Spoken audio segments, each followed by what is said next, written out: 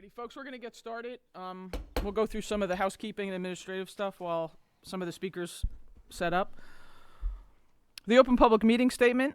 In accordance with the requirements of the Open Public Meeting Act, Chapter 231, 1975, I wish to announce the New Jersey Open Public Meeting Law was enacted to ensure the right of the public to have advance notice of and to attend the meetings of public bodies at which any business affecting their interest is discussed or acted upon.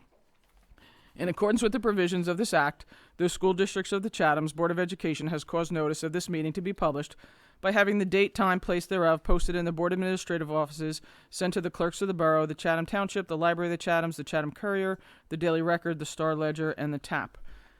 Mr. Jaquilla, would you mind doing roll call? Here. Ms. Chambers? Here. Ms. Chicarelli? Here. Ms. Clark? Here. Ms. Kenny? Here. Mr. Ryan? Here. Mr. Valenti? Here. And Ms. Weber? Here. 8 present and accounted for. If you're able, please stand and join me for the Pledge of Allegiance. The flag is over by the front door. I pledge allegiance to the flag of the United States of America and to the republic for which it stands, one nation, under God, indivisible, with liberty and justice for all. Okay. I do not have any opening comments. I know we have some guest speakers that I'd be eager to get to quicker, so I'm going to pass the baton directly to Dr. LaSousa for the superintendent's report. Thank you, Ms. Weber. One quick note that I'm sure others of you may comment on later in the evening is just to congratulate the cast and crew of The Hunchback of Notre Dame. The production was unbelievable, probably the best I've ever seen in my time here. And just a hearty congratulations to everyone in the crew and in the cast. It just was tremendous. So well done, and I'm sure some of you will comment on that. So we do have a presentation tonight, and I was looking back over the past 10 years in Genesis, and a course that we have often, just about every year, offered to students has been public speaking. And over the past decade, in all but 2 of those years, we didn't wind up running the course because we only had 1 or 2 or even 0 students sign up for it. There were only 2 years in the last 12 where we ran the course. 1 year we had 11 kids who signed up for it, and 1 year we had 14. And along comes Christina McCabe, English teacher extraordinaire, last year. And she says, the problem with public speaking is that we need to modernize this course. We need to make it appealing to students. And who among us hasn't watched at least one TED Talk at some point and found it interesting and forwarded it on to someone we know? So she decided that she would reinvent public speaking into a class called Talking the Talk.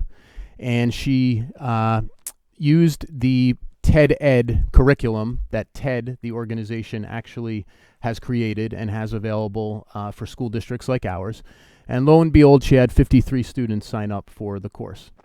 At the same time that was happening, last year, almost exactly a year ago, at the Casino Royale, and I actually entered right with Mike Ryan last year, and not long after the 2 of us arrived, I was introduced to someone named Ann Devlin, who works for Bank of America, and she's involved in the staff development process there and is a TED trainer and TED organizer and uses TED as a vehicle to help professionals communicate better and hone in on their message and try to deliver something that is compelling to the people around them. So she offered to partner with us, and she roped in someone in town who has students in the district who has professionally produced a couple of TED events on Broadway. So over the course of the past year, we've all been kind of talking. Christina and her students have been rocking the course, and we are on the cusp of holding our first official TEDx event here in Chatham, which we have scheduled for June 14th, and there will be a lot of details forthcoming. That event, of course, is sponsored by the Chatham Ed Foundation. Amanda Feeman is the president. She's in the audience. And Amanda and Annie and Damien, who's the professional producer, have been working all year with us to try to get this event up and running, and CEF has funded everything that we've turned to them for, and it's been very exciting. So we're looking forward to June 14th. We're going to be communicating an awful lot about it and advertising, but I asked, and Karen asked Christina McCabe to come in with some of her students and maybe just describe what the course has been like and how it's gone over the course of the year. So it's all yours, folks.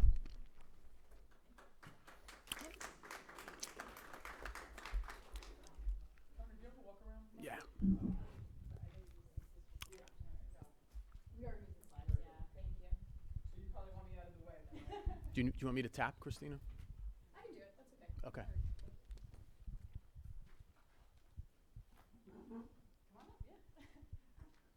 So I'm Christina McCabe. I'm an English teacher at the high school. And to say that I'm obsessed with this course is an absolute understatement. Ever since I started kind of dreaming up the idea, writing the curriculum, it's pretty much all I've talked about with colleagues, family, friends. So, and now that I'm actually teaching it and have seen the work that these students are producing, I'm just even more obsessed with it. So I wanted to have them just introduce themselves briefly with their name, grade, and what they ended up doing for their TED Talk, and then you'll hear more from them in a moment. Hello, my name is Jackson Thorne, and for my TED Talk, I did The Immense Power of Casual Conversation. Jackson, what grade are you in? Sorry. I'm in 12th. I'm a senior. Senior, very good, thanks. Hi, I'm Colin Goldbach. I'm a senior, and my talk was Veterans and the Importance of Conversation.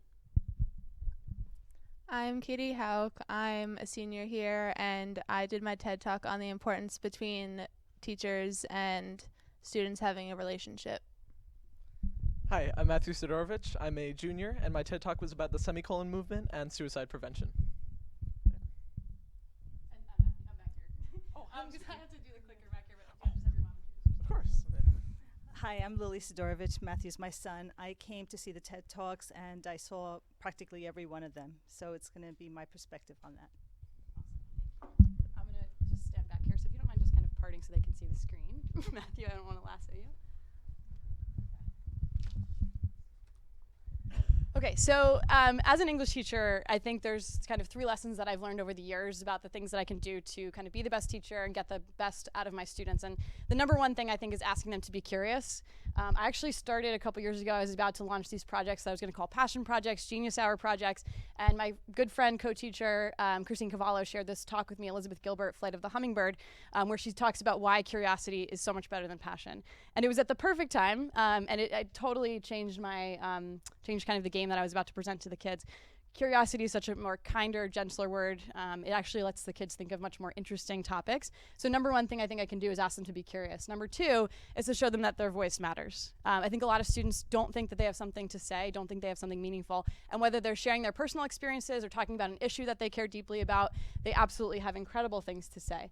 And number 3 is to give them an audience. So beyond just me as the teacher, publish their work, whether that's online, whether that's to the audience within the school or to parents even, or on a TED stage, which they got to do just last semester.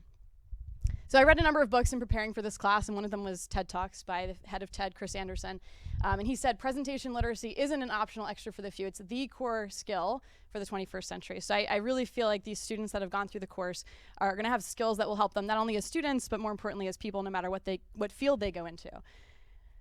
And hopefully the course will continue to grow so more students can have that experience and build those skills. So the way I designed the course was 3 units, which you'll hear more from the students about in a moment. The first unit is conversation. It's based around Storycorps. So I wanted to have authentic assessments in every unit.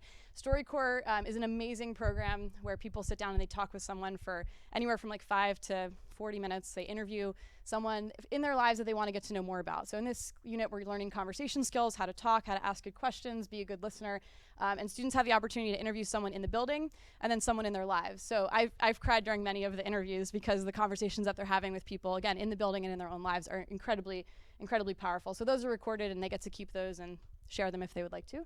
Second unit then is storytelling, which is based around The Moth, which is an NPR program where people go on stage and tell about a 5-minute story, personal narrative story. And I asked my students to do this. And honestly, this was the unit I was most scared about, and I was most scared about them doing, and they just absolutely crushed it. I mean, I don't think I could have done this in high school, but they get up and they share 5-minute personal stories with no notes. And again, just absolutely rock it, and they're an amazing audience to each other. And the final unit it all builds up to is the presentation unit with TED Talks, which is probably my personal favorite. And basically I get to ask them, what is your idea worth spreading? So you're not just doing a research project, but what message do you want to share? And here's a platform to do that. So it kind of all builds to the TED Talk, which again, I will have them talk more about. And I just wanted to kind of end with this idea that ideas effectively packaged and delivered can change the world. It was in another book that I read, and you can have the best ideas, but if you don't know how to communicate those and share those, you won't have that audience and that impact that you're looking for. So I'm going to turn it over to them. Jackson's going to talk first. All right. Ladies and gentlemen, boys and girls, I'm about to tell you about the greatest elective in this school. So imagine us, a bunch of high schoolers. We're high schoolers, we're adults, but figuratively speaking, we're public speaking babies. We're children when we go into that room. And the first day we waddle in our little baby legs, we look to that class as our parent to teach us about how to converse with people, how to get in front of people and talk, kind of like how I'm doing right now. And basically just, as Ms. McCabe said, get your message out to the world. And I think the most brilliant part of it is the structure. It's like I said, we're children and we're growing up throughout the entire semester. So we come in, we get to know each other a bit. We ask each other questions. We get to know each other on a more intimate level. And then it gets to the Storycorps interview where you just really bring home the point that you can talk to one person one-on-one and just really get to know them. You learn how to get to know someone, talk to them, and enjoy being in the presence of another person. Then that brings us to the presentation unit where they're stepping up a bit. You go to the moth. That's a real thing. Like, that's your first breath of fresh air. That's the parent, bringing us a little outside of our comfort zone, as any good parent should, teaching us how to, get in front of people and talk without any notes, with just the support of the people listening to us, and that's pretty much it. So you go up, and you nail it. You feel really proud of yourself. You're like, man, I'm not a baby anymore. I'm like, wow, not only did I make my parents proud, I made all my friends proud. Everything's fantastic. And then that leads up to the final unit, which is presentation. So at this point, you were warned from the beginning, like, everything you're going to do up to this point is going to prepare you for this, the TED Talk. You're going to talk to Ted himself. You're excited for it, but at the same time, you're a little nervous because he's a pretty menacing guy. You don't know what he's going to say. You don't know what he's going to do. But you have to power through it and get your message across to everybody so they can all understand. And that class, like a good parent, it nurtures you. It takes you from that little, figuratively speaking, baby to the big man on campus. It's big boy hours time. You're ready to get your message out to the world, and that's what that class did. And for me personally, when I got up on that stage and I looked out at the audience, like 20 people, and I saw so many people who were here to hear my story, hear what I had to say, and that just meant so much to me. It felt like I had gone from that little baby, and now here's everybody else treating me like an adult, like I was respected, and all these people cared about me, and that was just one of the most amazing experiences of my high school career, as well as one of the most amazing experiences of my life. And I'm sure a lot of my peers here would agree. Am I right, peers? Yeah. That's what I like to hear, guys. Hell yeah. So just, as Ms. McCabe said, it's about finding your voice, growing up, and just learning how to talk to people, because these are skills that are important in the real world. And now that we're getting to a point where everyone would just rather text each other, this is kind of an important skill to learn. So I think it's not only a helpful class to take, but almost a necessary class to take. Now, I'm going to pass it off to my main man, Colin, here. Tag out. Go get him. So a little joke between me and Miss McCabe was that I actually wasn't supposed to take this class. So I say one of the biggest moments of high school for me was being called onto my counselor's office thinking I was in trouble, but it was him just telling me that investments and portfolios didn't fit with my schedule. And I couldn't have a third study hall, but there was this class called Talking the Talk. I'd never heard of it. I had no idea what it was. He didn't really know what it was, but I said I'll take it. And so I think that, kind of like what Jackson said, this class has been the most impactful and my favorite class in 4 years, whether it's an elective or a full-year class, because it's helped me grow not only as a student, but also as a person, because my biggest takeaway is it allowed me to be comfortable with being uncomfortable. So my TED Talk I talked about veterans and mental health and their transition from coming from combat back to kind of the normal world. So I had to go to the VA, and I had the opportunity to talk to a lot of these men. And I had to ask extremely personal and deep questions to people I'd met 10 minutes ago. And without this class, I wouldn't have had that opportunity, but I also wouldn't have been to ask those questions, like an actual person. I wouldn't have known what to say or how to say it, but this class has really taught me how to ask questions, that with people that I don't know, and how to present in front of people that I don't know, like with the TED Talk, the 20 people there. But still, it's an uncomfortable experience going up in front of people, and I got comfortable with that, which is my biggest takeaway. And also, in the beginning of the class, I didn't really talk to a lot of people in the beginning. I wasn't really friends with a lot of them. But through the semester, I became really close with a lot of them because you're telling very personal stories. While they're only 5-10 minutes, you're getting a really deep insight into people that you wouldn't normally talk to. And I think that's one of the biggest takeaways, is that even though you don't necessarily talk to that person, you can really get to know them in a very short amount of time by simply communicating correctly. And, you know, the class is called Talking the Talk, and I make a joke that it teaches you how to talk. Because while you talk day to day with people, you know, you don't really have the type of conversation that this class gives you the opportunity to. You know, you have a lot of more impactful conversations. You learn a lot more about somebody in 10 minutes than you could just talking to them regularly for a month or two. And I think that was my biggest takeaway, is that while I'm comfortable being uncomfortable, I also know now how to converse with people and learn a lot more about them with a very shortened period of time. So here's Katie. So Talking the Talk has probably been one of my favorite classes over 4 years, because it's been one of the classes that I feel like I'm going to take those skills and actually apply it to the real world. And in Talking the Talk, I think I benefited a lot from the conversation unit, because I could talk to someone, have a conversation, and if you were to ask me, oh, do you play sports? I'd say volleyball. But I learned through this course that to have a deeper conversation with more meaning, you had to ask little follow-up questions like, why do you play volleyball? Did someone make you want to? Is there a mentor you have that plays it? And those little things help you get to know a person beyond just the simple questions you can ask them. And these skills I learned in the unit, I definitely carried on into my college interview, because I remember they definitely asked me more questions than I asked my college interviewer. But I remember thinking about this class and what I had learned during that interview and applying the skills I had learned. And especially, this was a big thing in Talking the Talk, there were no phones in the classroom. So from the moment you walked into the classroom, phones were away. They couldn't be seen.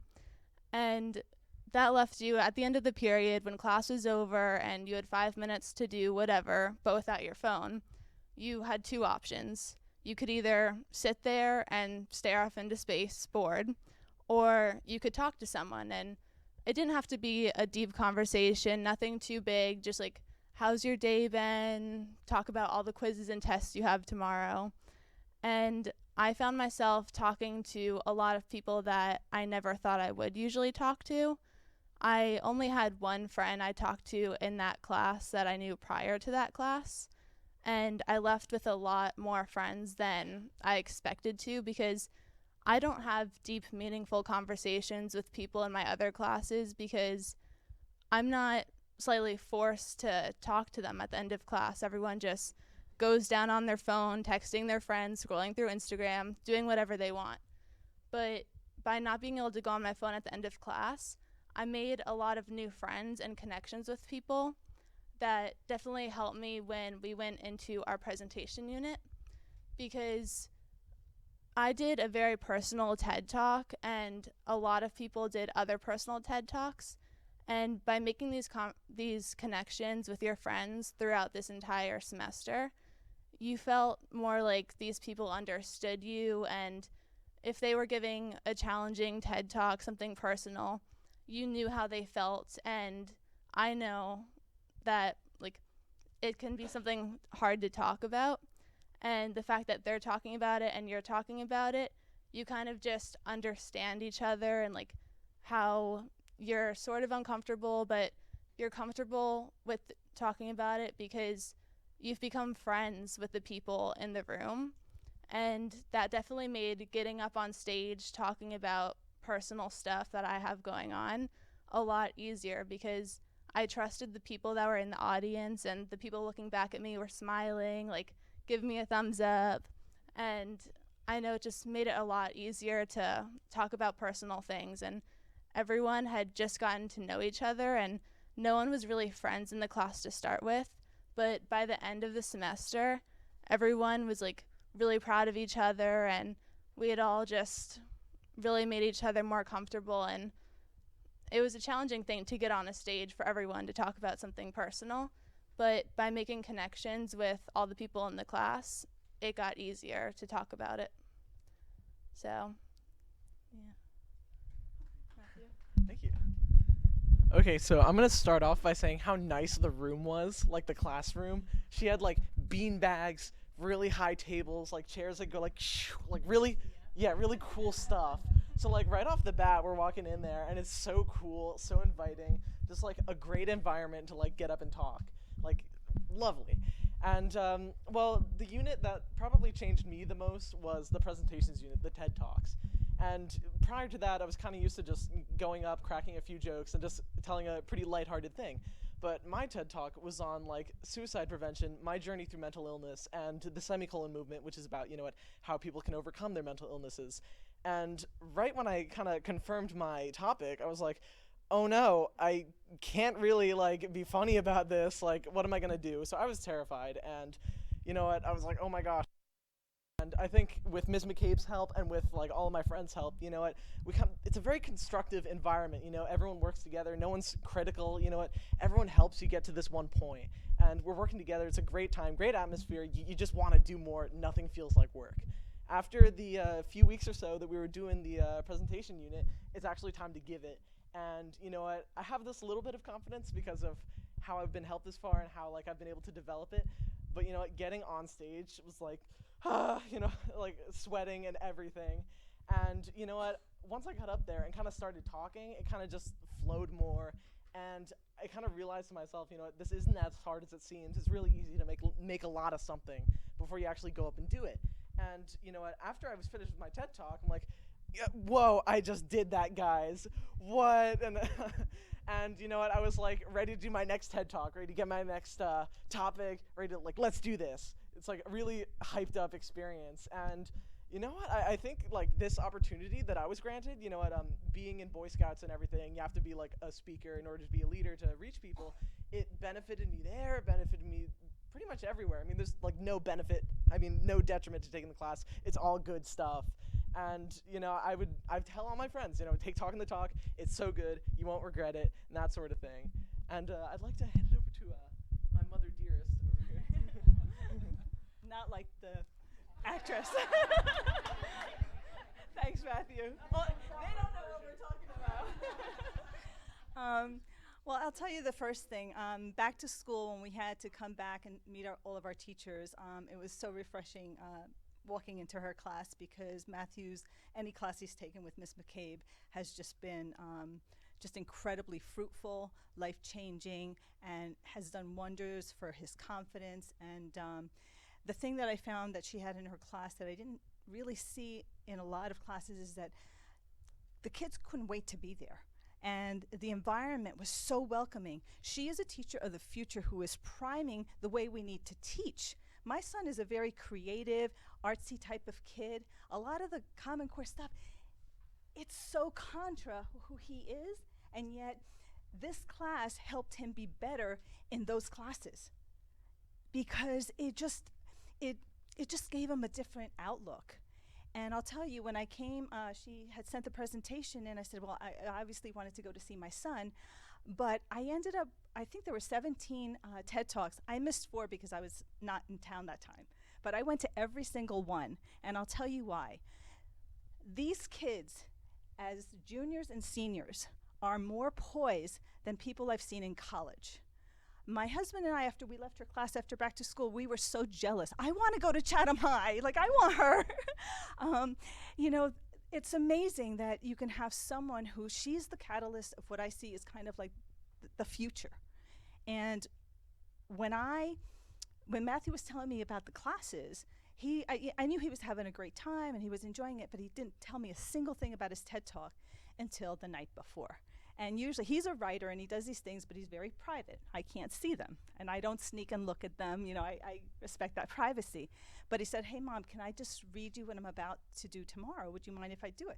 So I sat down in my family room, and he started his TED Talk.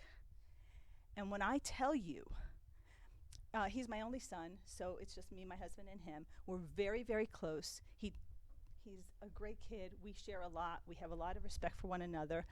When he read his TED Talk to me, I felt like I had no idea my son felt that way. His TED Talk, when he mentioned semicolon, I thought it was a punctuation. I had no idea what this organization was.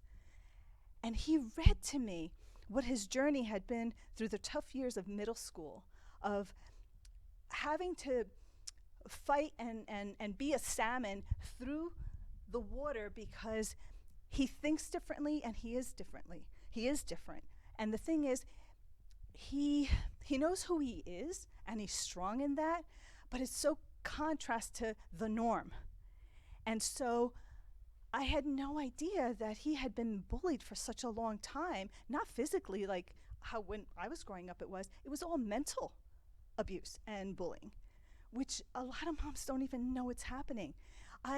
When I tell you he read me his TED Talk and I was sobbing because I said, I had no idea. And I said, but I'm so proud of you for being so courageous to be able to get in front of your peers and tell what was the most vulnerable thing in your heart. And it was just amazing. And yet, it astounds me that I didn't know some of these things. And part of it is, he's always, okay, don't listen. He's like the perfect kid, like he's just good at home and everything. But I will tell you, when I went to the TED Talks and watched all of them present, what I noticed was that even the shyest student would get up there, they would look out, they'd see their peers, and then they would like muster the energy to do the TED Talk. But the best was when they finished and the applaud came from their peers, the smiles, the joy that you could see just jump off of those kids. And then when they came into the audience, how they hugged each other, they rooted for one another. And I said, you know what? They have the secret that she has implanted in this class, that when you learn to be vulnerable, I learned this in my adult life, that you then become closer to people because they now know that they can too be vulnerable. And Christina, I thank you for what you've done, because to me, it is a class of the future. The one TED Talk was better than the next. I learned so much from them, that they're deep thinkers, that they care about so much, that every kid there was like every mom and dad would be proud of them. And yet a lot of parents didn't come to see, and I said, wow, what they missed. Like for me, it was so rich. And I just think that, you know what, Chatham High School does a great job with all the classes, but I will tell you, good speaking skills, good writing skills. I was an employer for 17 years, are the first two things I look for in an employee. And the fact that they can talk to people, not just in text, they're already like years of so many people. I had a mom tell me that she's so lucky because her daughter texts her good night every night at home. I was like, she texts her good night. They're in the same house, So the fact that they can hold a conversation with adults, the fact that they can be energized by this, kudos to Chatham High and amazing Miss McCabe. Thank you so much. So, obviously, we could be talking about this. Oh, Amanda, you want to jump in too? I want to say something to them before the kids leave. Okay. They're not leaving. well, before I wait till public comment, because I genuinely don't know that you kids know what you have done. You have transformed the way that we operate as an organization from the Chatham Education Foundation. You have transformed. We talk about you every week. And the things that you had to say are things that we carry around in our heads and that have changed who we are. And when we went down the path to start this grant, we had no idea that this was going to become what it is. And I've heard it from all of you. What we have seen is that this wasn't curriculum. You developed a community.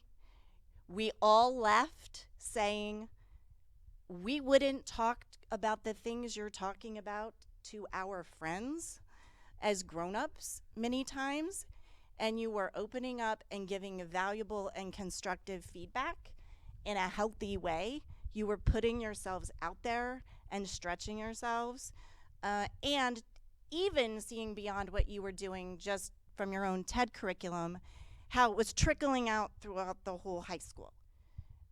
because you have people who are now doing films about you and posting things on the internet, and now the graphic design people who are designing logos around the ideas that you're sparking. So I just think it's really important to tell you that your voices have been heard over and over again and are bringing people together. I've never seen Karen Chase so excited about her job. I know Christina. I mean, I do. Every week she comes and we're doing something different. We're thinking about how do we operate differently? How do we change other things in the high school because of the way that the class that you were in is operating? So I want you to feel that amount of pride because you've been very brave and you have been incredibly impactful. And your voices, I'm wearing this t-shirt, you really demonstrated what inclusion and empathy and value can do for some of the things that you were talking about, because you're talking about some really heavy things to each other and doing it in a constructive way to help each other. And we're all, that's something we didn't do. Christina provided an environment for you to do that, but you really did that yourselves. And so you should be very proud.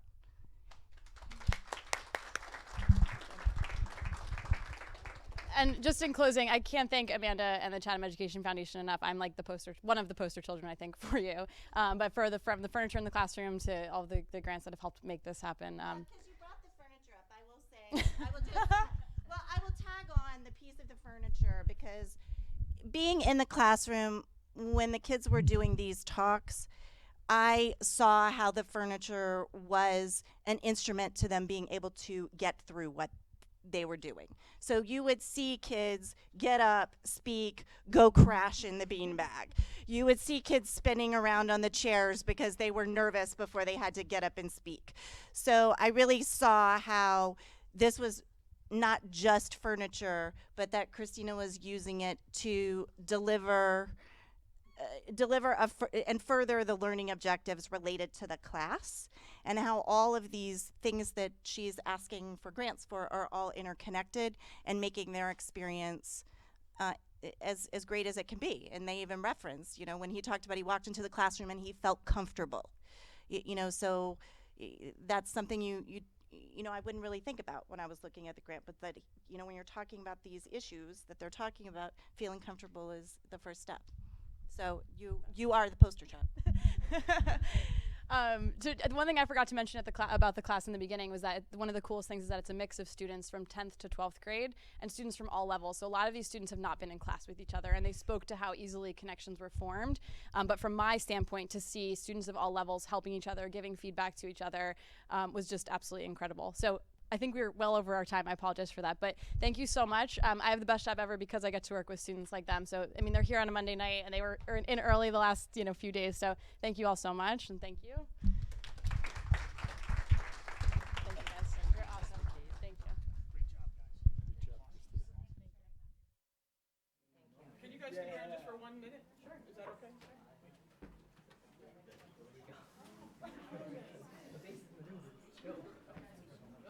Oh, Jackson? Hey, Jackson, come on back, my friend. I'm going to pick on you because you're a second semester senior and you really don't. If you could, I just have a question. I don't know if you can grab the mic or just go to the podium. I don't know where the microphone went. Nope, Mr. DeQuilla has it. Again, I'm picking on you because you're a senior, so I was just curious, now that you've taken the class, is there anything you would change or enhance or modify, now that you're kind of down the road a little bit? Any suggestions going forward other than more people taking it and maybe spiritware for the class? Spiritware. That's definitely a good one. What do you think? I would say probably a follow-up class called Walking the Walk is almost completely necessary. But no, jokes aside, I apologize. No. I could not help Bring myself. It on. Honestly, thinking about it, I don't really see much that should be changed, because it's a really great class. Like, I'm not just saying that to be nice or because the teacher's right there. That's why you're a second semester senior. You don't even. Yeah, it's just a really great class. Like, I really enjoyed myself as she said, I got to talk to people that I never would have talked to before, sophomores, juniors. I made some really awesome friendships, and that would not have happened if the class was not structured the way it was. Oh, So I fantastic. think it was Well done. perfect, frankly. Well, did part of the class focus on your physical presentation, like where you put your hands, Yeah, where you we, stand? I noticed you're doing some skills that we learn. I work at Merrill Lynch, and we're taught sometimes how to speak in front of people when you're on a stage like that versus behind a podium.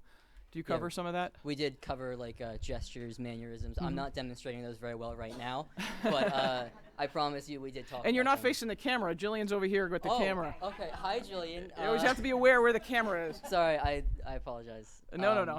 I'm teasing you, Jackson. Okay. Don't.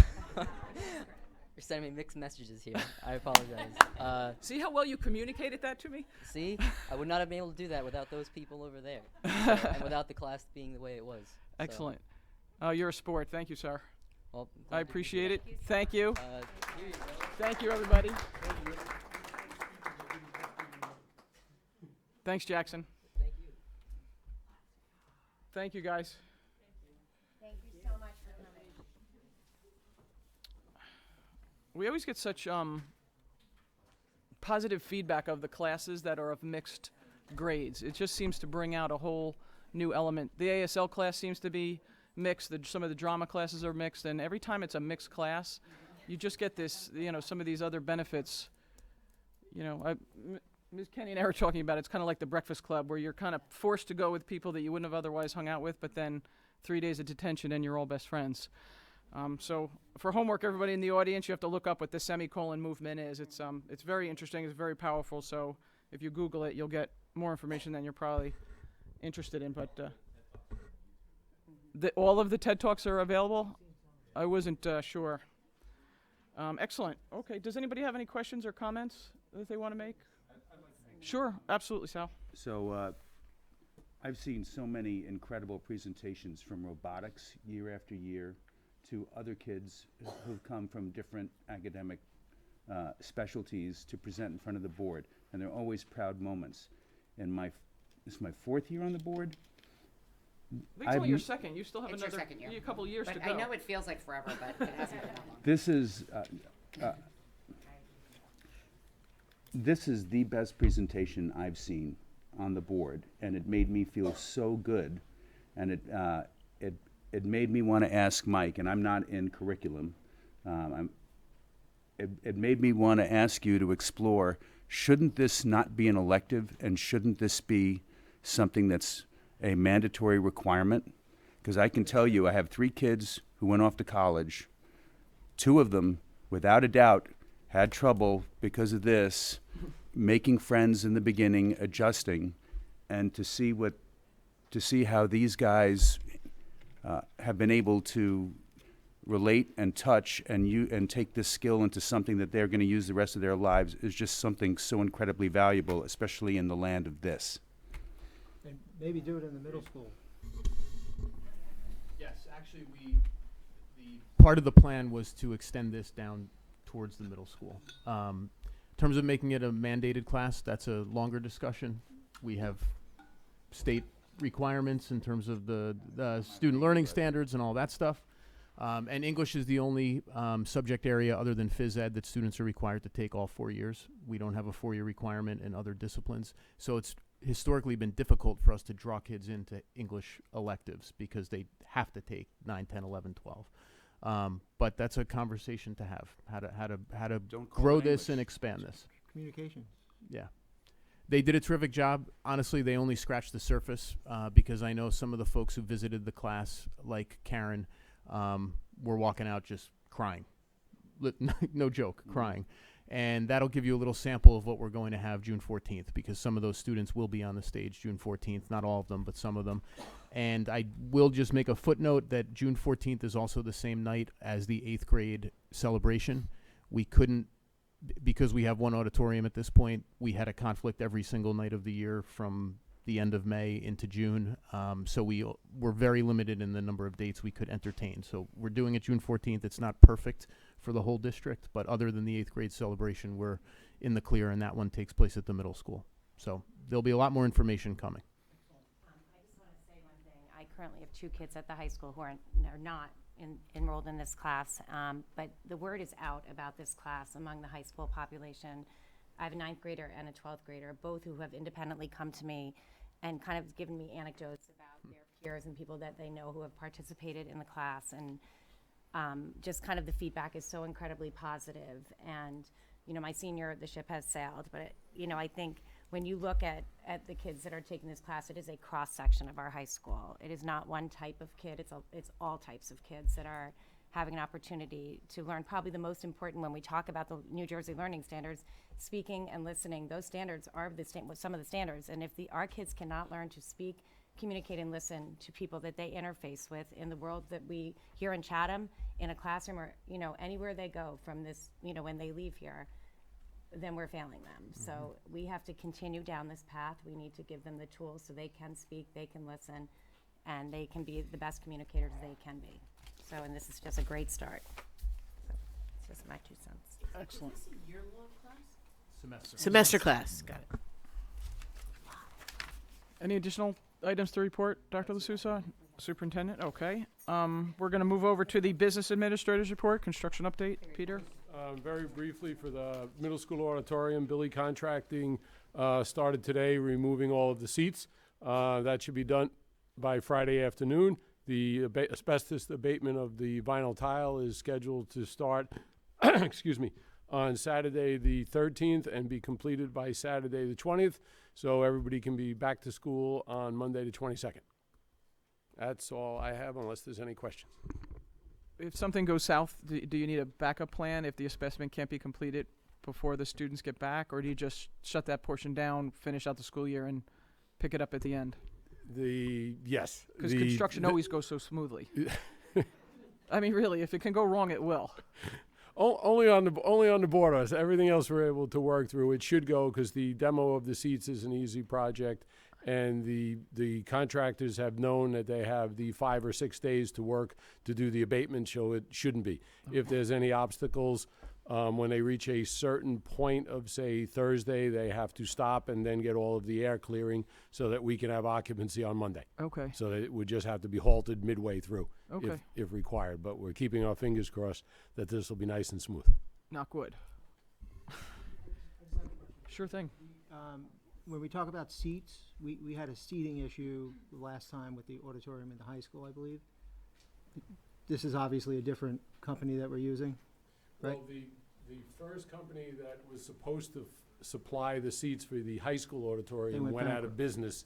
You know, after That's not going to happen here? You checked financials? I can't promise that, but no, yes, we've done the, when all the submittals come in, we will do the due diligence to make sure all the companies appear viable. This one company that went out of business on the high school, I think, was in business, if my memory serves me correct, like 90-something years. Yeah, over 90 years. You know. Over 90 years, and our contractor had worked with them on dozens of projects. We could not have foreseen that coming. Yeah. Wow. So, but we're doing our due diligence and trying the best. Yeah. Okay, thank you. That's all I have. Okay, excellent. Does anybody have any questions for Peter? Additional questions? Bless you. Bless you. Okay, very good. Moving along. Moving over to committee reports. Ms. Ciccarelli on personnel. Yes, we met right just before this meeting and discussed, for the most part, the positions for next year and any openings that we may have given retirements and or changes for next year. Okay. And we meet again on May 13th. May 13th. Okay, great. Any questions for Ann or Beth? Beth, last questions. Beth, is the goal to wrap this up by, mid-June, end of June? Correct me, I know I should remember this from year to year, but I know you have things over the summer, but by and large, it's locked up. We try wherever possible to have the bulk of our hiring done by June. Okay. Very good, thank you. Curriculum, Ms. Clark? Curriculum has not met since our last meeting. We're scheduled to meet April 24th, yeah. Okay, excellent. I'm going to pick on Mr. Arnott for both finance and facilities and also for policy and planning. He has the notes. Oh, you pulled them out already? No, Sal has them. Oh, okay. Thanks, though, Peter. We're ahead of you. We're a well-oiled machine up here. That wasn't a very good vote of confidence on our side. I'm only teasing. Go ahead, Sal. Thank So you. thank you, Joe. Finance met on April 1st. A couple of topics we hit on. First of all, the 2019-20 budget, the 2% tax increase, some open positions that we need filling, some CHS staffing needs. If you remember at the last public board meeting, we also discussed the need for a second trainer. So we solidified these recommendations in this finance meeting as well, adding a trainer, meeting some new teaching needs, and as well as adding a Class 3 officer at Lafayette Avenue to replace a district security staff member who is stepping down to take a position somewhere else. Okay. And so we have the opportunity to actually put a Class 3 officer in that same role. Great. Which is actually certainly good from a financial perspective for the district.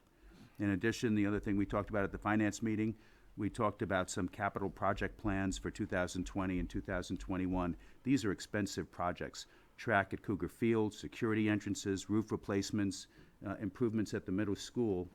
And in finance, we discussed trying to sharpen the pencil and get better cost figures so we can understand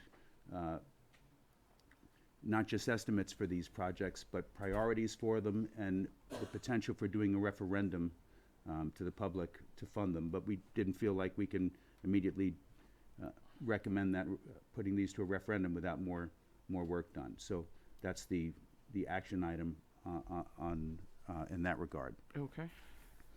Moving over to policy and planning.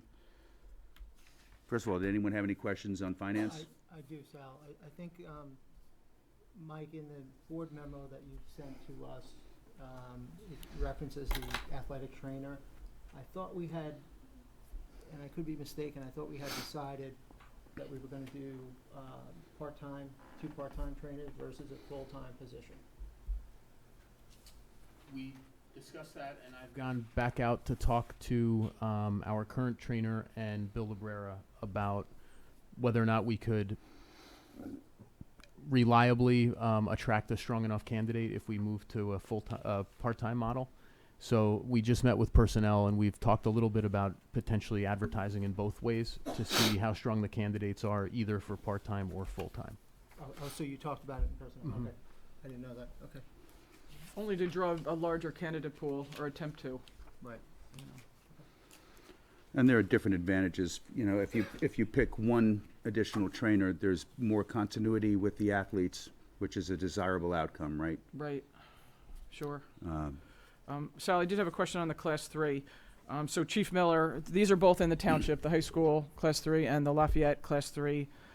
In the instance of the Lafayette Class 3, the breakage, it'll actually be less cost to the district, and we won't have to take it out of the additional state aid, correct? That's correct.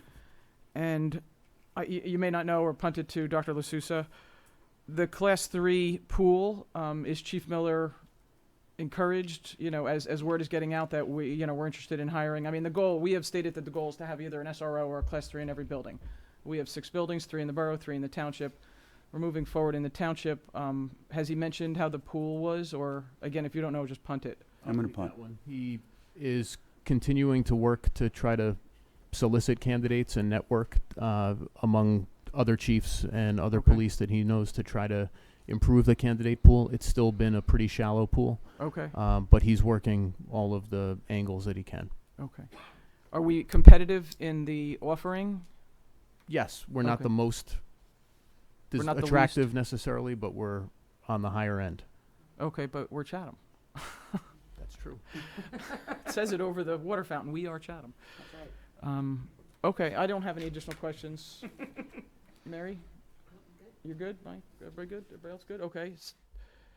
I'm sorry, Mike Ryan, did you? Nope. You're good? Okay, sorry. Policy and planning, Sal? Okay, moving on to policy and planning. We met on March 25th, the week before, and we discussed a couple of policies that we have to update. Number one, we already, with regard to conflict resolution for non-school district staff, and this kind of covers, how do we deal with Class 3 officers who are not technically employees, well, they're not employees of the school district, they're employees of the police department. to have proper policies in place for dealing with any type of conflicts or resolution. So codifying them and working on those policies, that was one of the items we worked on in policy, as well as I'm almost there. Enrollment for non-resident pupils. So if we have out-of-district or students not from this area, we talked about putting policies in place that will codify what their tuition rates will be and how many we can take, and solidifying some of that selection process. And then finally, we talked about a policy, Regulation 5533, student smoking. We proposed some changes to the policy, most notably making a mandatory suspension, 1-day suspension, to basically send a signal to the town how serious we are, for parents and for students to understand the smoking and vaping and the detriments that it provides to their health.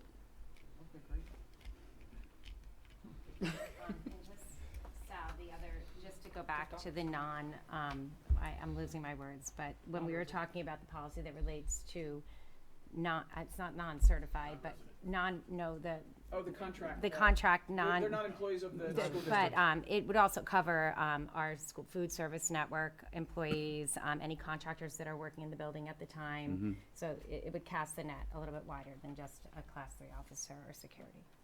And Thank are you they for handled clarifying identically? Right, did I miss anyone else? Because that was one of the things, right? Are they handled identically, whether it's a municipal employee? Because the Class 3 officers are not, Will be the same, they're yeah. municipal employees. So the goal is for the policy to be uniform for any, so it's not the special policy for Class 3 Okay. officers, it's for any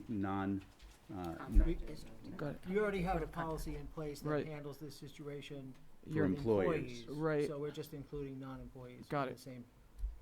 Yeah. Huh. Interesting. Thank you. Does anybody have any questions for anybody on policy? Thank you. Okay, moving along to the liaison reports. For the Chatham Borough, I believe we have finally received the shared services agreement, which is on our agenda. So that was good news. We had been waiting for that for about 4 months. Other than that, I don't have anything additional to report. Chatham Township, Ms. Clark? I just want to just recognize the Township Committee and Police Department for working so collaboratively with the district to be able to put these positions in place, and they kind of understood our urgency in getting them moved down the road and worked with us very cooperatively, so. Excellent, thank you. Athletic boosters, Ms. Ciccarelli, did you attend? I did not. I did not either. Sorry, we'll have to get back to you. Performing arts, Sal, do you want me to take that one, or? I would appreciate if you did. Since I keep picking on you. So just quickly, congratulations. Dr. LaSousa mentioned at the beginning of the meeting, congratulations to the cast and the faculty of The Hunchback of Notre Dame for the amazing performance this weekend. The show was one for the ages. Thank you to the members of the Chatham community who came out to see the musical over the weekend. We value and appreciate their patronage of the arts. The theater program is already on to the next big thing, and there will be performances by the theater studio class and the director showcase later in the spring. Will the TED Talk also be held in the new auditorium? Excellent, very good. This Thursday, April 11th, we have our famous Chatham Middle School Jazz Band led by Christy Spriggs. It's the Jazz in the Middle Festival. It is April 11th. It starts at 6 p.m. and admission is $3. So if you can mark your calendars for that, that would be great. And later in the month, the Performing Arts Department is proud to present the third grade concerts. April 24th is Washington Avenue and Southern Boulevard, and the 25th will be Milton Avenue School. And I did just a note on the production. I saw it Thursday night and then again on Saturday night, and it was really unbelievably, the production, the performances, the environment, the acoustics, the lighting. I know many of the board members were there. Dr. D'Elia was there Saturday night, but it was really, truly one of the best performances I've ever seen. I wasn't overly familiar with the story, so I enjoyed it even more the second night. But the talent, the kids were so poised and so professional, and they thanked all the staff. And the students run the lighting, they run the sound, they have supervision, obviously, but it's essentially a student-run program. I don't know if anybody else, Michelle, I know you saw it. It was amazing.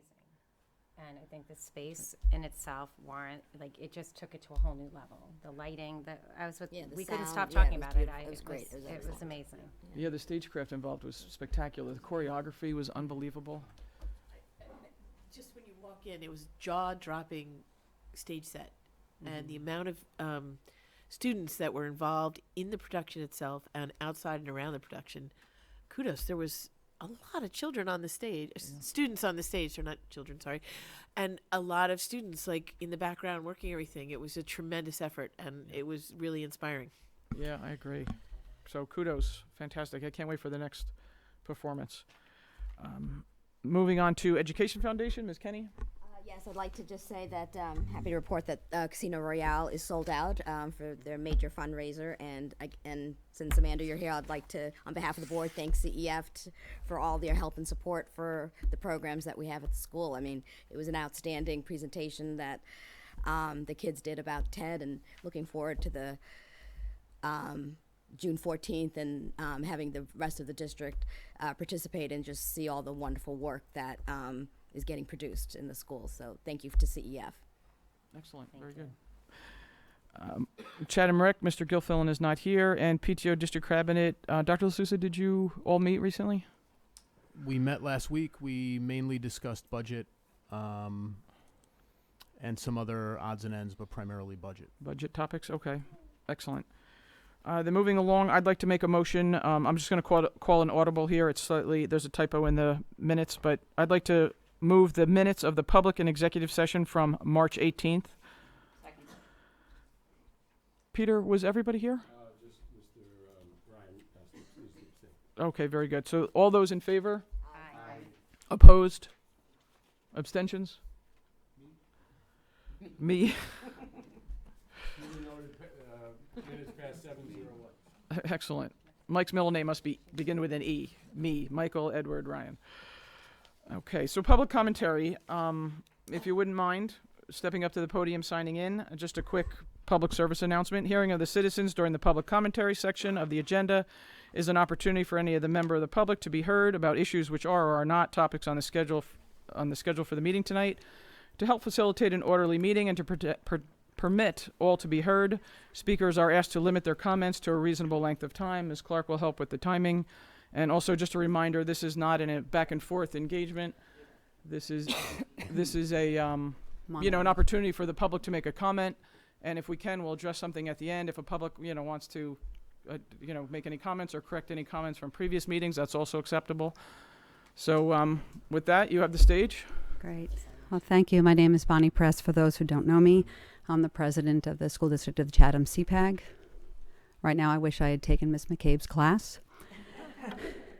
At our first joint meeting, as you know, our group listened to a literacy presentation given by Drs. Lanza and by Heather Rocco. That was really an opportunity for us to listen and learn about the current program. We were fortunate to have a follow-up meeting with a smaller group to ask them questions, and Drs. D'Elia, Lanza, and LaSousa were there, as well as 3 parent literacy representatives from CPAG. And as I said, we had the opportunity to ask questions about where our district was moving forward in terms of the addressing our struggling readers between K and 12. In follow-up, on March 28th, we had 75 parents and educators that participated in a CPAG-sponsored dyslexia presentation. Dr. Judah Shapiro, who anybody that knows about dyslexia knows, and Carol Lesnowski, and they talked about dyslexia. This was an opportunity for us to learn a little bit more about the data behind managing our students with dyslexia and what our own struggling readers might need. It's our charge as CPAG. We reviewed what we learned, and as I said, we had the opportunity to ask questions. We discussed concerns with the families in our special education community. And as one of our principal roles is to provide input to the Board of Education regarding system-level changes, Dr. LaSousa was kind enough to give me a very quick meeting, the quickest meeting I ever got with the superintendent in my life. We discussed areas of agreement, which largely surrounded the adoption of the Wilson reading system, as well as points of discord between parents and the district. It was a short meeting, but was never really intended to provide a resolution to some of the issues, but I would offer that these diverse opinions are the very seeds of which progress can come. In fact, the best collective results come from, a respectful disagreement and debate. Our next joint meeting that will be including the Board of Ed and the district and parents of CPEG is scheduled for June 6th. So I encourage everybody to come and work together towards our common goal. Thank you.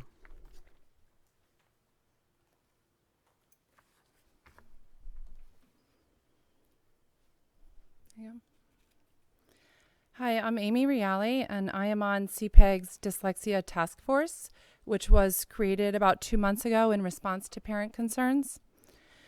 I do not have a student with dyslexia, but I chose to be on this task force because as an educator, I understand that students who struggle to read, approximately 20% of our general education population, and they cross both special ed and general ed populations. I also know that dyslexia is the most common of learning differences and extremely well researched. In short, there's a proven metric of success here.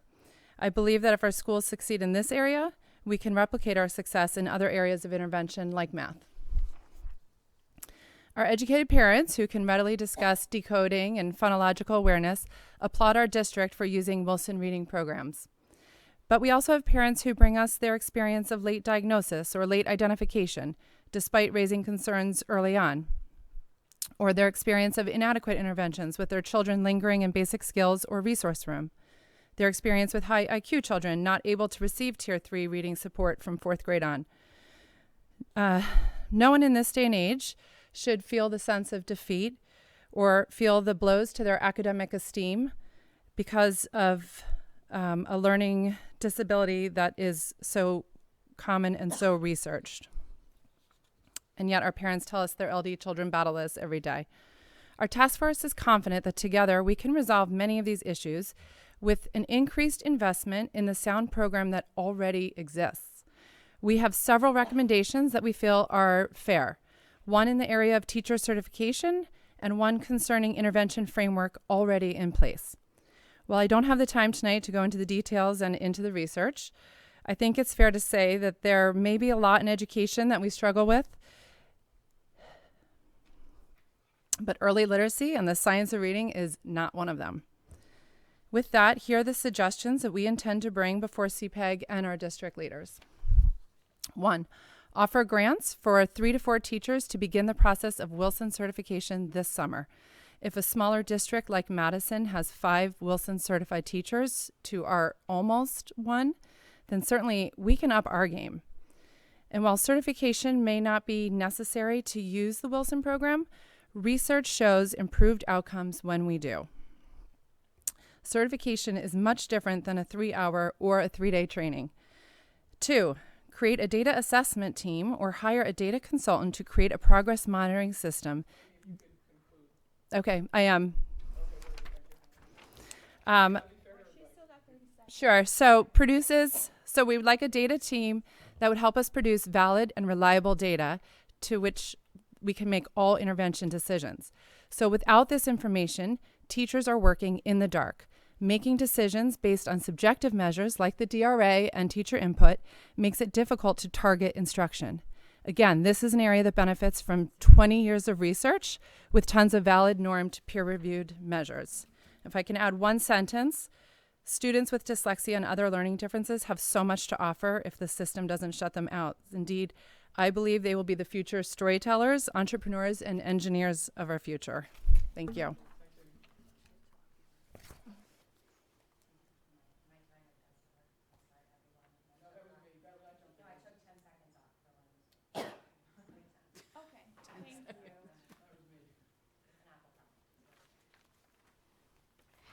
Hi, Amanda Feeman. What'd you say? Take it off my time? You can take it off my time. I actually wanted to just follow up because some of the things that you addressed from Ted I didn't say before, but I think they're important to know what's coming because we're a day behind you. So tomorrow night there's a grant that's coming to us submitted by Karen that is going to teach more teachers how to do TED in the district and how to trickle it down. So she's looking at doing a summit institute for teachers. So when I was saying this got bigger than we thought it was going to be, this is exactly what we want to happen. And an example where even things when we get sometimes the performing arts grants that we don't necessarily approve because they're one day in and one day out. This type of program is really looking more like how do we develop our own. We sent them to a TED conference, and then they brought it back to the district and are developing everyone around them, trickling down through these students. I also think some of the things that we've seen in the class that we really weren't expecting were some of the issues that I've heard in this room that are talked about. How do we solve dealing with the issues of anxiety, dealing with issues like bullying, dealing with all of these things that we may be looking for social skills, and maybe we need more counselors or maybe we don't. I've seen them deal with a lot of these things themselves with each other just by empowering them to talk. And that's something that when we think creatively about how do we spend our money, we all want to think about how to do that because they don't feel different. They don't feel special. They feel normal. And so I think, the more that we can do that, I think, we should all just keep this conversation going. But I did want you to know that the grant is coming. I also want to say we feel very fortunate to continue to have the community support for coming out to our events because we feel, we know we're all working really hard and there's a lot of things going on in the district. So we're very, pleased to have the support and have the conversation for what's going. So thank you. We're very excited to do what we're doing. And then, so that's all I'm going to say tonight. Because I talked a lot before, so thanks.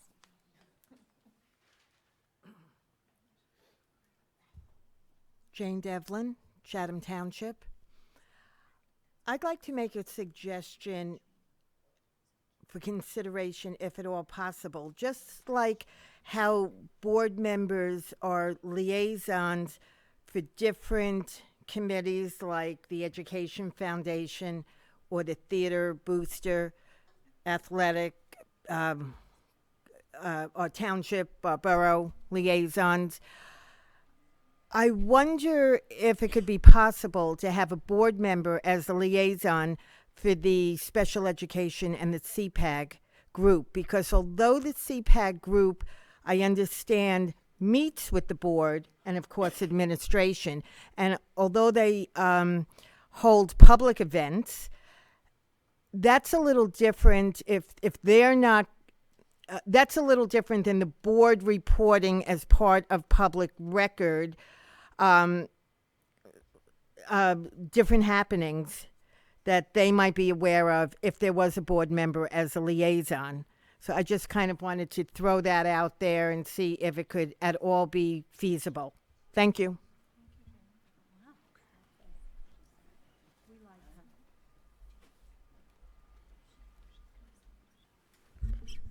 Ready, Ms. Clark?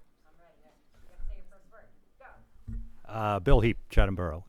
Good evening, and I've got a couple of comments. First, I'd like to start off by saying that I have been coming to these meetings for a long time, and I would like to agree with Mr. Arnott and Ms. Clark. This was one of the best presentations I've ever seen. I am glad that people are finally getting serious about putting phones down. Debate and public speaking and all its variations have come in and gone out of fashion, and that's unfortunate because I think they are fundamental and foundational to an education. If you get nothing else out of high school, but you have the ability to stand up in front of somebody and make a persuasive argument, and conversely listen to a persuasive argument, that is half the battle. A lot of adults that I know would rather go to the dentist and have a tooth pulled than stand up in front of an audience and talk. So I think this is, it's really critical. I know that STEM is in vogue now, but without the ability to make an argument, you can do all the calculations and math you want. You've still got to be able to be persuasive about it. Okay, second thing is I would like to take up where I left off on full-day kindergarten, and I would like to respectfully submit that you need to charge more for that. for a couple of reasons. First, I have heard this board cry poverty on numerous occasions, to the point where you're ready to chop up the furniture for firewood or hand out umbrellas to the students because the roof is leaking. Second, I've also heard the misguided notion, at least I think it's misguided, that somehow the district is not participating in the wealth that's being generated in town. This is your opportunity to grab a piece of the action, and the pickings are easy. People are moving in strictly to take advantage of the school system and for no other reason. They are not shy about demanding services, and under thorough and efficient education, there isn't much that the taxpayers aren't responsible for. In fact, at this point, it's only up to people's imagination as to what we would be required to pay for. This is one area, this optional service is one area where the taxpayers have a little leverage, and we ought to use it. We are, let's face facts, the gold standard in education. People are coming to us. Just as a point of reference, our neighbors down the street at Kent Place are charging $33,000 a year for kindergarten. Pingree charges $34,000. It seems to me that at a fully loaded cost of $18,000 per student, the discussion ought to at least start at $9,000. We should not be giving away our educational services. People are coming to us, they want them, and I think the taxpayers deserve a little respect in that regard. Thanks. Oh, by the way, let's all go home and watch the game. I'm betting the ranch on UVA. Any additional public commentary? Sadly enough, board, sorry, we have an executive session. You'll see none of it. You'll see none of the game. That's what you get for volunteering. You get no Final Four. All right. There's another opportunity at the end for public commentary, so we're just going to move through the agenda. And again, if it appears that we go through the agenda quickly, they're posted on Friday, so we've had the whole weekend to absorb them.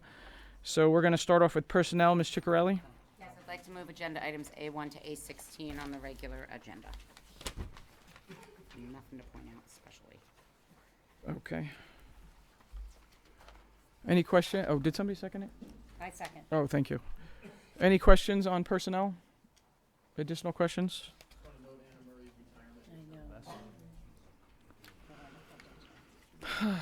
Congratulations.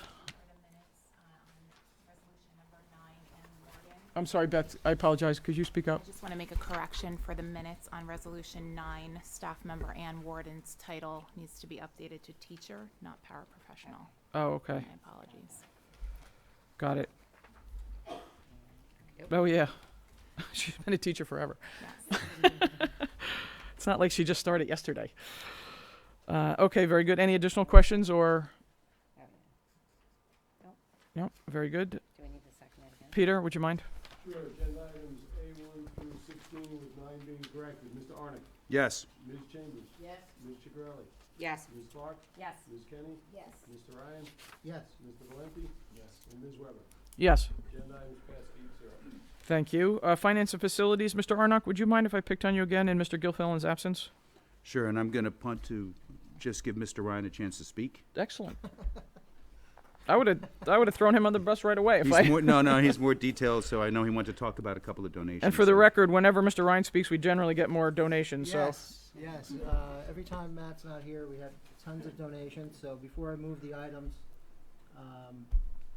talk about some of the donations. We have athletic booster donation of $3,475 for a new blocking sled for the football team. High school robotics team, $500 from Jaros, Baum, and Bowles.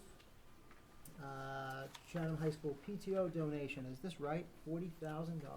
Yes, correct. That is incredible. The Ruth Family Scholarship for Performing Arts, that looks to be $1,000. Washington Avenue PTO, rocking it. We're revising some donations that they participated in from November and February. Those revised donations are $3,431 and $37.96 respectively. And also there's a PTO donation for rental fees for choir chimes in the amount of $120. So Having said that, I'd like to move items B1 through 19. on the Second. agenda. If we approve the shared agreement tonight, and for some reason in the future any one of these agreements gets amended, it'll come up for another vote? Is that how that works? Yes. Thank you. Do you have an amendment? Nope. Oh, okay. And I'll just mention on the TV. Studio donation. Mr. Groh and I have spoken a lot about this. The man behind me, Connor Henderson, when he came on board 6 or 7 years ago, 8,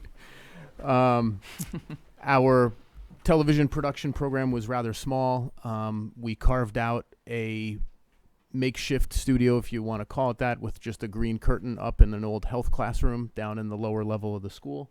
And we've been adding to it along the way and growing the program. But obviously, as you know, the Pulse is on the front page of our website. It's the go-to YouTube channel that promotes what's going on in the district. And so Mr. Groh worked with a number of folks just to design an actual, like, bona fide production area. So there'll be 2 spots. One will be for interviews. When they interviewed me about our ASL program a couple of weeks ago, it was in the hallway in the L wing. Now there's going to be like an interview area with a set, if you will, for anyone who the program wants to interview, and then there will be another actual blue screen where they can use backgrounds and projections and so forth, like you see on the evening news. So it's a big upgrade. It's a big sum of money. Obviously, we're super grateful to the PTO, but given the prominence of the Pulse and all that it offers our students, just like the program tonight, it's a worthwhile investment, we think. Excellent. Okay, very good. And just to point out, item number 7 is the shared services agreement with the borough. The township one had been approved in December, either their first or second reading. I don't recall the date. So before we vote, I just want to commend the township for working so close to speedily allow us to put a shared service agreement in place so that we can quickly move about in protecting our children. And it's weird for us to say that because normally I think of our role to be educating children and the town's role, the police department's role, to educate. To protect. To protect. Right. So this whole concept is new for all of us, and the township made it easy by making it quick and so easy to work with. So I want to commend them. Very good. Here. The district is still paying for essentially the full boat, for each Class 3, which is considerably less than SROs or school resource officers. But thank you, Sal. I appreciate that. Peter, can you remind me what the schedule is for the budget, the voting on the budget for next year, the next public meeting on that, or the next meeting that we're having where the public could comment on the budget? On April 29th, the Chatham budget will be presented as basically in the same format as the preliminary budget that was approved on March 18th, since there have been no changes by the Finance Committee or The trainer was added. But the trainer is going to be used from funds, from breakage funds. So it doesn't need, the budget does not need to be altered for that. Got it. So that is how. The that is taxing something levy we're doesn't doing. change. The Got it. taxing levy doesn't change. Okay. So the budget that was presented, and that will soon be advertised in the paper and is up on the website, will be presented on April 29th for the board's final approval, and then go into effect shortly after. And there is a opportunity for public commentary or board discussion. If the board so desired to make a change, it can. Just need to alter the resolution that will be presented, and we forge ahead.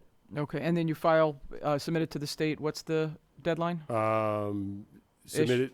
If there is no changes, it just goes to the county. I have to submit tax documents to both the borough and the township, and we get it in the system and start utilizing the funds probably by May 15th. May 15th. Okay, very good.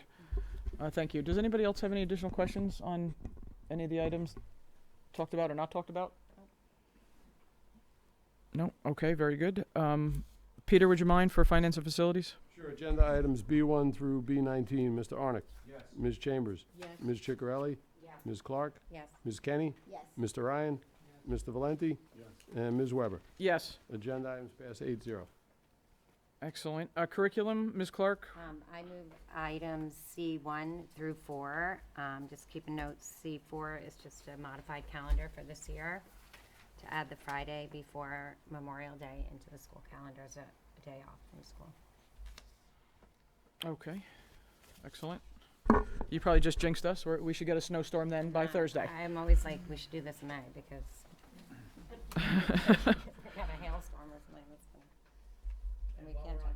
Just to note in your folders, at the end of the folder in the back, you have 4 potential calendars for next year. The policy committee reviewed calendar number 1, and that is essentially the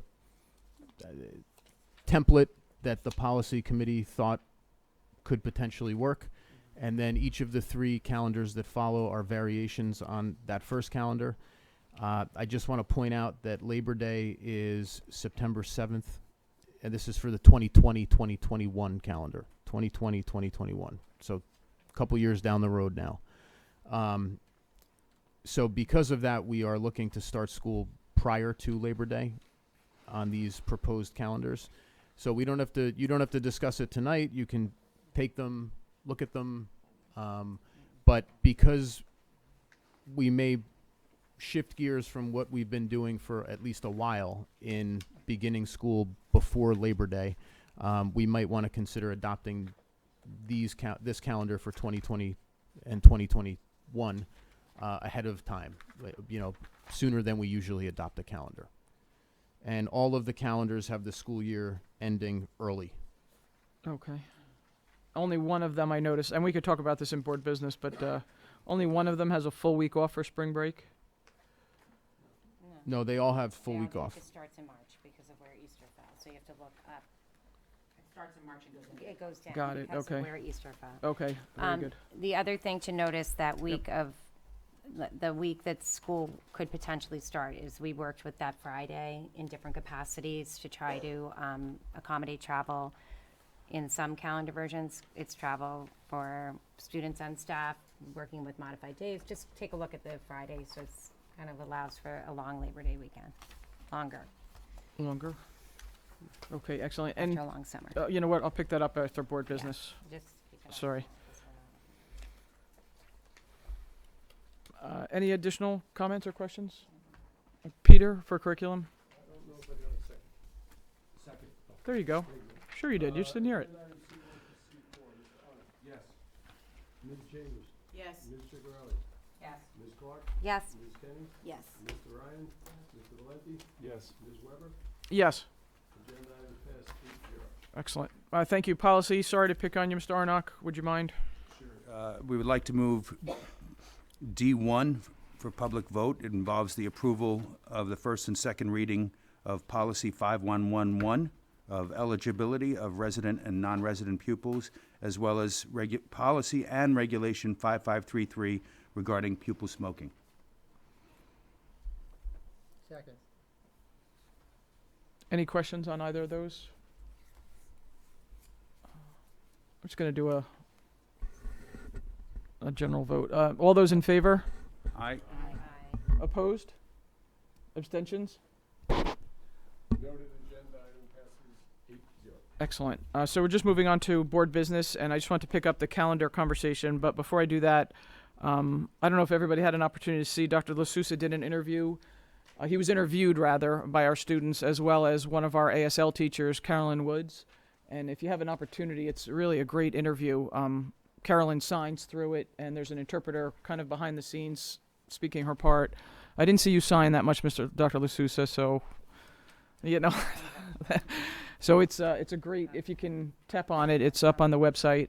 And the other item, the calendar, just picking up where we left off, do we typically vote on these calendars, not next year's calendar, but the year after's calendar? And we usually lock those up by June-ish, correct? Before we leave for school, we have these. Since we've been graduating from Menon Arena, we have not been adopting until like February because we can't guarantee a graduation night. We have to wait for Morristown and the Votech school to book their dates. But because these dates are so much earlier than we usually are, I'm kind of optimistic that if we adopt, we'll be in good shape. And then if we need to revisit, we may need to revisit at least high school graduation night. But okay, I think the balancing the importance of giving people more notice than usual because we might be starting the year for students earlier than Okay. usual outweighs trying to wait around another, you Yeah. know, 9 months for Morristown and Votech to find their dates. Okay, so we're going to try. That's and, my thinking. Yeah, yeah, I would prefer that. The more notice, the better. I mean, some of the programs that our students are involved in, you have to, and I'm speaking specifically. I know the scouting, they have to plan 2 years in advance, so they're looking to schedule for the summer. And if they lose the slot, they're out for the next year. So, the earlier we can get it, I'm sure the Girl Scouts have very similar events, but the earlier we can let folks know. You know, I know it seems 2 years out seems like a far way out, but depending on what programs, and our kids are involved in all kinds of interesting stuff, and I wouldn't want to knock them out of the box because we couldn't lock in on a calendar sooner. And I understand the Menon thing, the graduation, but if we're going a week earlier, we shouldn't conflict with those folks We that are. shouldn't. And if you can remind me, Morristown's in the queue before us, and one other school? Yes. Votech. Morris Okay. County Vocational Technical. Mike, can we just kind of do like a little exploration as to like even pick this year? What schools are using the facility this year, the week of June, you know, this week before us? So we can kind of get a sense as to the usage and kind of gauge our, what's against us or not. Can't you call your peeps in Morristown and just ask them? We have to call Menon. We'll find out. We'll email Menon or Okay. call them tomorrow or this week at some point. Okay, yeah, I mean, best efforts, you know, the more notice, the better. I don't know if folks agree or disagree with that. Yeah, and I just think that if We're starting. they may do the same thing as Sure. we're doing, though, Mhm, with yeah. Labor Day starting Mm-hmm. as late as it is, that they may take our lead as well. So we have to be Yeah, I don't think Yeah. we're going to be a careful of unicorn that in as this. well. Okay, I agree. Alrighty. Well, I think a lot of people are doing it. They were doing it for 20 years before we started up over there. Seniority, Yeah, we're bummed. so. Excellent. Have we ever graduated the day after school ends? Like, is that always is that an option? Not since I've been here have we Okay. ever done that. I didn't know. I just to give us more flexibility on. We're trying to get the kids to show up. That is a good point. We Like, can I we don't think can do anyone that. We can do that. What's happening in recent years is we have more kids who can't be at graduation because they have college orientation things to do, and then we have some contractual considerations we might have to work out in terms of work year for teachers. But that's always we could look into that potentially. Okay.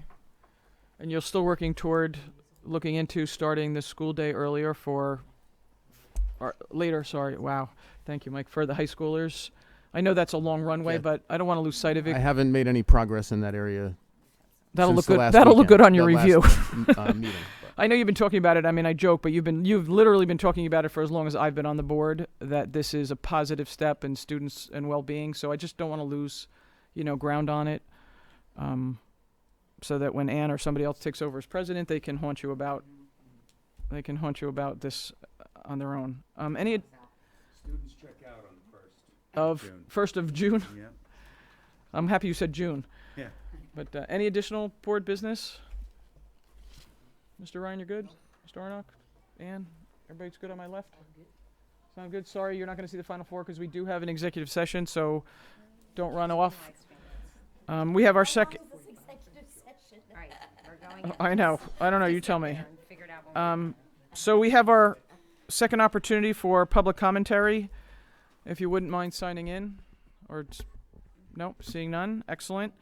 No action will be taken. So there's no press here, but sometimes they stick around if action will be taken. So I adjourn this current version of the public session. We'll adjourn into executive session, and then we'll come back into public session, but no action will be taken. Thank you, everybody. Enjoy the game.